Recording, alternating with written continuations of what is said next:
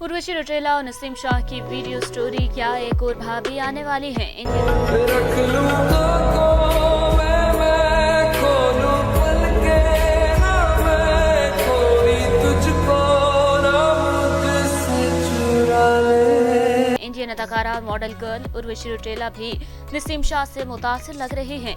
इसी सिलसिले में उर्वशी रौटेला ने पीर के रोज फोटो शेयरिंग प्लेटफॉर्म इंस्टाग्राम पर स्टोरी लगाई, जिसमें उन्हें और नसीम शाह को एक अछूती किस्म की एडिट की हुई वीडियो में एक साथ दिखाया गया। उर्वशी रौटेला ने एक फैन पेज से वीडियो अपने इंस्टाग्राम स्टोरी पर शेयर की है। उर्वशी रौटेला मुत्तहदा अरब अमारात में जारी एशिया कप में इंडियन टीम के मैचेस देखने आते हैं, जिसके बाद हर मैच के दौरान और बाद में उनकी अदाओं की वीडियोस और तस्वीर सोशल मीडिया पर देखने को मिल रही है। इससे पहले उर्वशी रौटेला और इंडियन क्रिकेटर ऋषभ पंत के दरमियान इंस्टाग्राम पर मुबैना अफेयर के इल्जाम में तलख जुमलों का भी तबादला देखने में आया था।